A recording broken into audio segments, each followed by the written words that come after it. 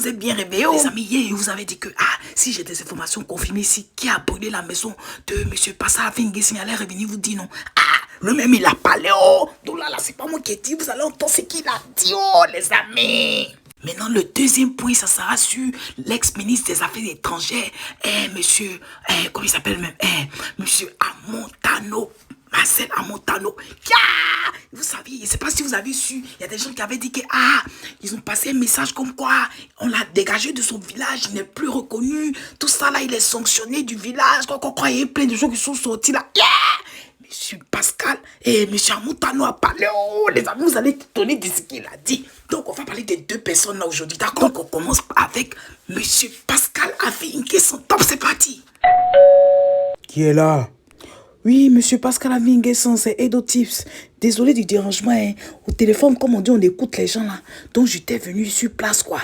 Voilà, pour savoir, parce que votre maison a été brûlée là. Donc, je voulais avoir votre version. Désolé, je sais que je ne me suis pas annoncé là.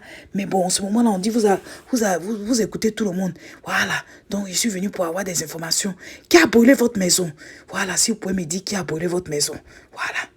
Mais qui êtes-vous, madame? Qui êtes-vous?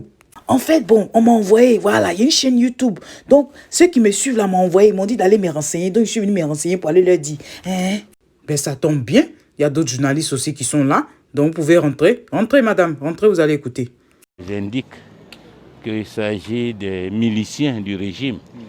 Ceux qui sont entretenus par le petit frère du chef de l'État et qui seraient regroupés à l'hôtel Sebroco et qui sont mis en mission pour, je dirais, agresser les leaders de l'opposition qui gênent le régime et qui fonctionnent un peu comme des escadrons de la mort. Waouh, c'est dommage. Mais monsieur, par ces temps qui courent là, vous n'avez pas eu vent même que des choses comme ça allaient se passer? Par expérience, vous n'avez pas eu vent de ça? Moi-même, j'ai été informé très tôt le matin, avant la levée du jour, de ce qu'ils étaient en mouvement et qu'il fallait qu'on prenne des dispositions. Waouh, c'est grave. Donc, en plus de ça, vous avez été informé à l'avance. Mais comment ça se fait qu'ils ont été aussi rapides? Comment ça se fait? Malheureusement, nos camarades n'ont pas été suffisamment alertes. Donc, nous avions l'information. Certains même pensaient que ce serait même ici à Abidjan. Ils ont choisi d'aller au village. Même si des jeunes de la localité se sont associés, mais c'est d'abord des miliciens partis d'Abidjan. Et c'est eux qui sévissent dans toutes les régions. Chaque fois que l'opposition manifeste pacifiquement, c'est eux qui vont créer les troubles. Vraiment encore désolé pour ce qui s'est passé et merci de nous avoir accordé du temps.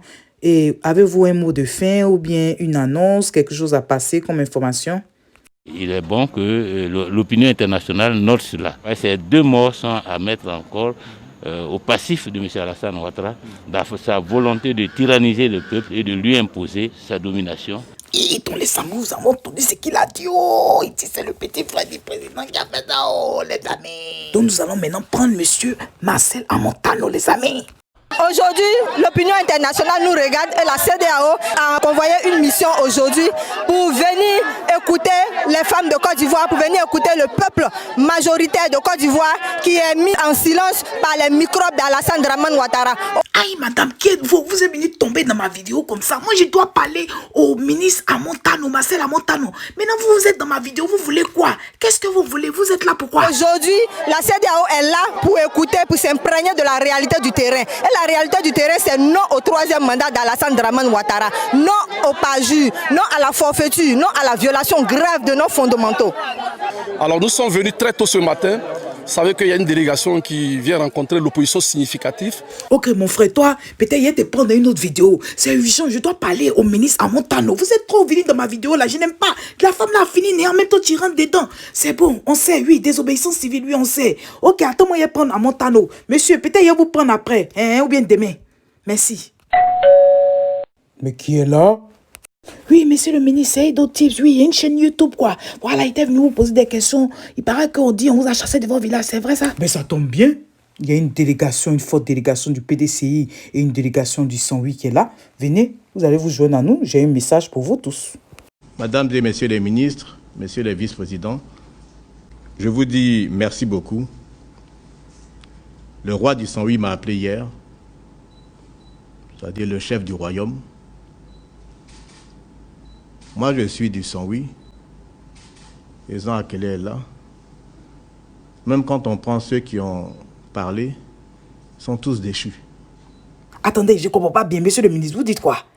Le roi, voilà, qui est là, qu'on voit sur la photo là, il vous a appelé. Maintenant, ceux qui ont fait la lettre pour dire que vous avez perdu votre village là, eux, ils sont déchus. C'est-à-dire, eux là, on ne les reconnaît pas au village là-bas. Monsieur le ministre continue à faire la c'est trop doux. Donc, si ils sont déchus là, ils sont qui alors? Ce sont des gens qui ne sont pas aujourd'hui en fonction, les prétendus chefs de canton, y compris le chef du canton qui intronise le roi du Saint-Louis. Parce que c'est un chef de canton qui intronise le roi du Saint-Louis. Le député maire est là, d'Aboisseau. Et pour moi, c'est significatif que le député maire d'Aboisseau fasse partie de la délégation. Vous avez mentionné mon père tout à l'heure, le doyen Lambert Amontano. Mais vous savez, c'est la différence qu'il y a entre la Côte d'Ivoire éduquée et la Côte d'Ivoire qui ne l'est pas. Aujourd'hui, c'est l'éducation qui fait la différence. Et vous savez, l'éducation, quand je parle d'éducation, je ne parle pas de milieu social. Je parle d'éducation. L'éducation que les parents donnent à leurs enfants, que ce soit au village, que ce soit en ville, quel que soit le milieu social auquel on appartient, l'éducation qui puise ses valeurs dans les valeurs africaines, dans les valeurs ancestrales de la Côte d'Ivoire. Ces valeurs-là sont dans toutes les régions de Côte d'Ivoire. Et dans ces valeurs, on nous a inculqué quelque chose. L'erreur est humaine. C'est persister dans l'erreur qui est diabolique. Je me suis trompé, et je le dis.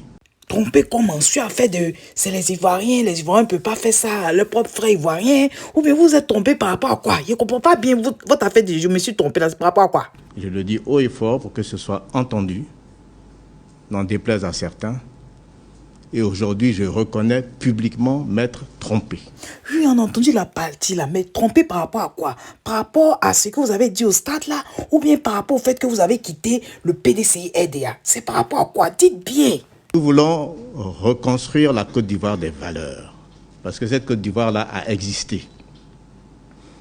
Et c'est au nom de ces valeurs-là que vous êtes venus ici aujourd'hui, les valeurs de fraternité, de solidarité, d'amour.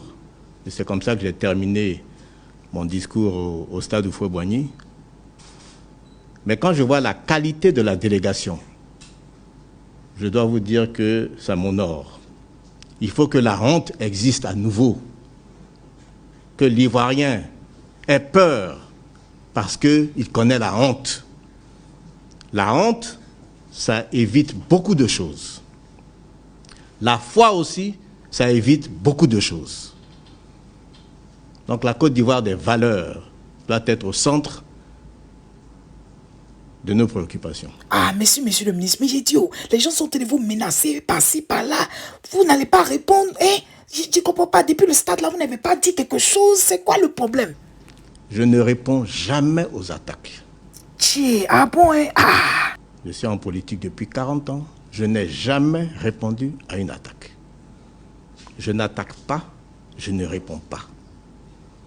Mais j'ai le droit de porter un jugement sur les hommes politiques dans l'exercice de leurs fonctions, surtout sur un élu pour lequel j'ai voté.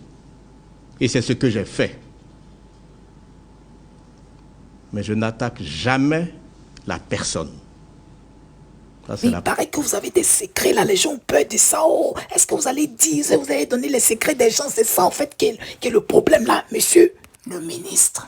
Je ne dévoile jamais de secrets. Ah, c'est bon à savoir, et bien les gens ont peur de... C'est un principe. Quand tu as connu des secrets dans la confiance, ce n'est pas parce que l'environnement change que tu dois trahir. Je ne trahirai pas les secrets.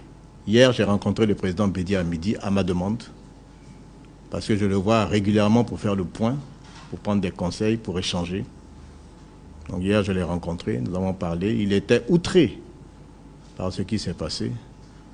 Mais je l'ai rassuré sur mon état d'esprit. Ah, merci beaucoup. Donc, si je comprends bien, en fait, vous avez juste provoqué les gens là ensemble, et puis en même temps, ils sont sortis pour faire tout ce qu'ils ont téléphone. Ah! Donc, vous n'aviez même pas prévu de dire quelque chose. Non, mais vous êtes fort. Yeah! Non, aujourd'hui, en tout cas, je vous respecte. Mais respect, monsieur le ministre. Ok, les amis, oh, c'est tout. Vous avez entendu? Non, c'est fini. Oh, c'est fini.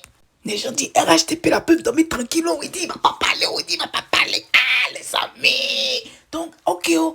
Laissez en commentaire quand pensez-vous. Numéro 1, la personne qui a brûlé la maison, voilà, du président Afin N'Guessan. Maintenant, par rapport à l'annonce des chefs cantons là, qui ont dit qu'il avait tout perdu au village, qu'on l'avait déshonoré, toutes sortes de choses là. Qu'en pensez-vous? Laissez en commentaire aussi.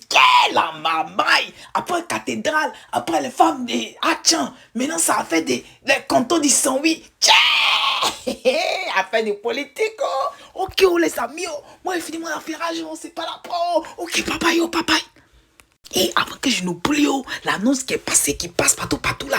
Les amis ont dit, les écoles sont fermées aujourd'hui, oh. C'est ce qu'ils ont dit, ils ont laissé un mot d'ordre. Je ne sais pas si vous avez reçu ça, c'est ça qui défile depuis là. On dit, l'école est fermée aujourd'hui, oh. Affaire, les amis, affaire de désobéissance civile, là, sortez de monter, oh. Sortez de monter. C'est que si on veut la paix dans le pays, oh, faites doucement, les amis. Restez vigilants. Oh. Ne faites rien de mal. Voilà. Tout doit être fait de façon légale. Ne faites rien de mauvais. Oh. Ok, oui, vous laissez. Oh. Bye bye, les amis. Bye bye. Prions pour nos pays. Bye bye.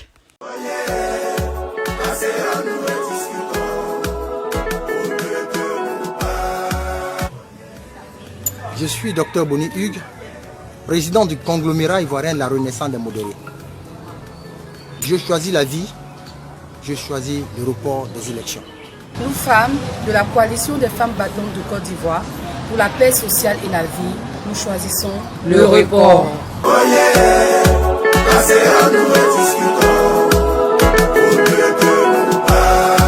Rejoignez-moi pour qu'ensemble on demande le report.